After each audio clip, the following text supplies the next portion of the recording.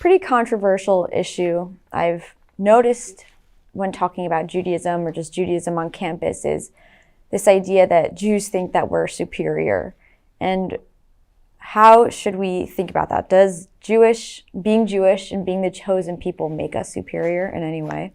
I'm going to address the way you worded the question towards the end, right? Because the chosen people is a real thing. Like, we do believe that Jews are a chosen people.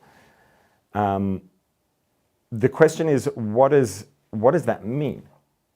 Right now, I actually just talked about this a couple of days ago. I spoke to some teens about anti-Semitism, and obviously this is one of the things that, like, you know, people sitting in their basements on the computer saying, "Ooh, Jews are chosen people. They're, you know, negative and evil, and we have to blah blah blah."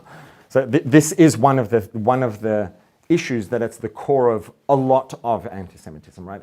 Anti-Semitism can come from a lot of places, but one of the places that it comes from, or one of the questions or issues or misunderstandings that's a very big factor in a large amount of the anti-Semitism that's around, is this question: oh, you Jews think you're better than everyone else, chosen people. Because chosen people is a thing.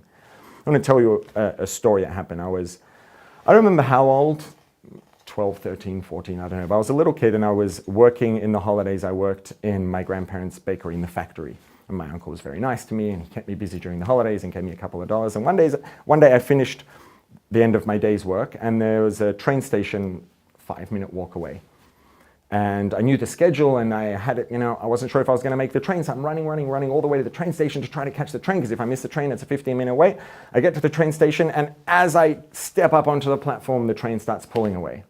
And I was a kid, it was a long day, I was frustrated, and I turned around and punched the wall.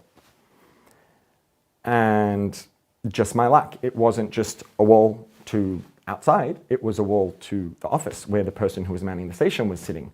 And so he comes out and he looks at me and he says, "Is that a kippah on your head?" It wasn't Jewish. And I said, "Yeah." And he says, "You're the chosen people, you are Jewish, you're chosen, and that's the way you behave?" Right? So what was his question? He wasn't asking, "You're better than everyone else, you're superior, and you get to look down your nose at everyone," because that's not what chosen people means. When we are called the chosen people, that means that there is a role that everyone plays in the world, right? And this is a very fundamental belief in Judaism, that there isn't an atom, a molecule, anything that exists, a moment in time that exists for no reason. Everything that exists was created for a purpose and has value and has a part to play. That, if that includes every molecule, every blade of grass, it certainly includes every person. So we all have a part to play, we all have inherent value, and the world wouldn't be the same without any of us. The question is, how much of the burden are we charged with? And we, as Jews, the chosen people, are charged with the majority of the burden, right? Judaism teaches that there are mitzvahs, there are requirements and obligations that every person has to the universe, to the world, to humanity, to the Creator. Not to murder, you know, the 7 universal no-hide laws. Jews don't have 7, we have 613. Now, the mitzvahs, the commandments, the requirements, the Hebrew word for commandment is mitzvah, which is also the Hebrew word for connection. And when we follow the commandments, they are obligations and expectations. They're also guidelines about how to live the way we're supposed to live and live in line with the purpose of existence. And everybody has their purpose and their role to play.